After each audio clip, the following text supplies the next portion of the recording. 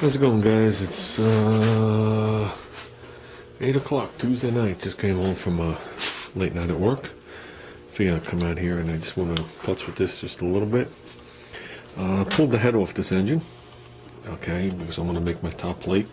So I need a template. Figured good chance to look around. Already wiped off the oil on the top of this thing. The cylinder, this thing is like absolutely mint.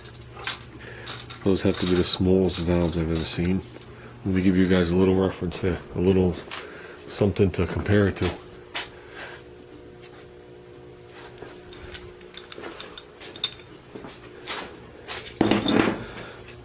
That's the intake, that's the exhaust. Intake is always bigger. Look at this. My intake valve is almost the size of the piston. A little bit of difference, huh? So, just to show you guys, you know, a car intake as opposed to that. This is a 2055 small block Chevy valve. So, okay. I gave the bottom of the head just a basic cleaning so I can lay it flat on here. I will take some measurements, see how high these valves go up in here. Whoops, see how high the valves go up in here. It is stepped. Maybe we'll take a couple of thousandths off this. But basically, I gave this a quick marking. And I'm going to use this front edge as a guide right now, which actually I can bring it to where I need to and I'll avoid that hole right there. But basically what I'm going to do is I'm going to use these holes as a guide. But I'm not going to go cramming my drill bit down in there and destroy a head. Okay? I did notice that these 4 holes are smaller than these 4 holes. So what I got is I got my guides. Okay, these things are made to go in wherever you got a broken bolt. It centers it, and then you put a drill bit in it. That's simple. So this one fits in the smaller one. Hold on a second. And that one fits in the bigger one. So that allows me to use the drill bits, and there's no way of damaging the head. So, well, I'm not going to say there's no way, but there's a very good chance I'm not going to damage this head.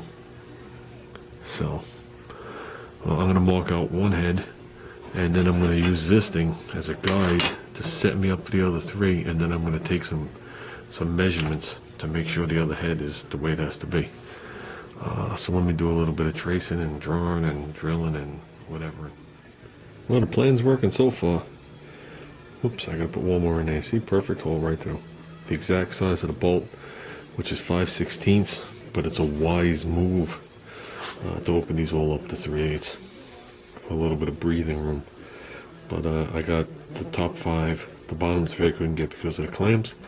But now that I have these in there and holding it, I'll jig it back up and use these to hold it. Then we'll transfer the stuff over to the other side. That's where it's going to get tricky.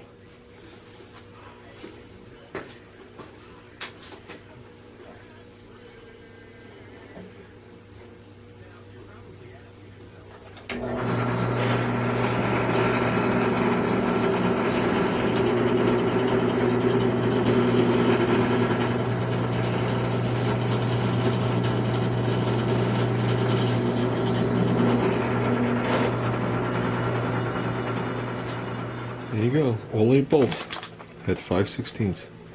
Everyone goes in and out like a breeze.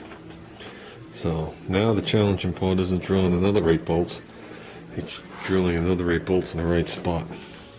So as you can see, I let the head overhang because I'm going to use that as my final edge, possibly, maybe trim it a little bit more. And I'm going to shorten it up right at the other edge of the head there to meet the cover. So, well, let's do some careful measurements here, guys. Okay, got all 16 holes in the right spot, maybe. I still don't know if they're good this way. Like I said, these are 5/16 holes. These are snug fit. Just a hair better play. We are going to open those up to 3/8. It's the wise thing to do. I'm going to pull off that intake manifold, and I'm going to have to pull off the other one too to see if this thing works. I want to know if it works before I continue on. Even I can't believe I pulled that off. First shot. It's obviously laying on top of the covers. That's what's holding up the little, whoops, dimple in the cover for the spark plug. But it doesn't matter, I mean, look, it's free. So there you go. And I made sure it fit before I opened up the holes to the 3/8. This just allows it to be relaxed when I tighten it down. So, as you can see, 3/8 is no big deal. The bolts actually step up again. So, I pulled these two pieces of tin off. They were overhanging, and it was just a matter of time before I hooked them with my arm and bent them. Then I'll be making those too. So, that's much better, guys. Much better than this. You know what I mean? Cheesy. That'll be nice. That'll definitely be nice. Now it's just going to take some nice measurements to decide how big to make it. I figure I'll go right to the outer fin, outer fin, outer fin, outer fin, and I'll go right to the edge of the cover. And the way I did it here was exactly how I wanted it, right before the curve. So now I got to find the spark plug holes, dig out the unibit, and make a nice big gaping hole in there. Then last but not least, after all that's done, I gotta put a notch in here for the intake. So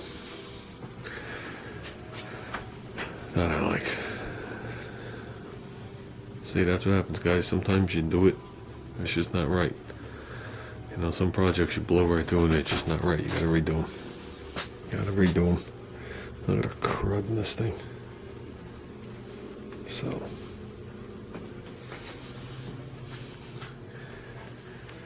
There you go. That's the big Briggs & Stratton plug. That's the small one. That's the big socket. That's the small one. So, we're good to go. See if I can get two of these bigger plugs. I just like them a little better. Even though they're both champions. I hate champion. Just my opinion. So that's it, guys. I think I'm gonna pass on marking the rest of this up tonight. So it's probably gonna take me a little while to sit and draw the lines and take the measurements. I'm gonna have to clean off the table, move the bike out, so I can measure on both sides and stuff.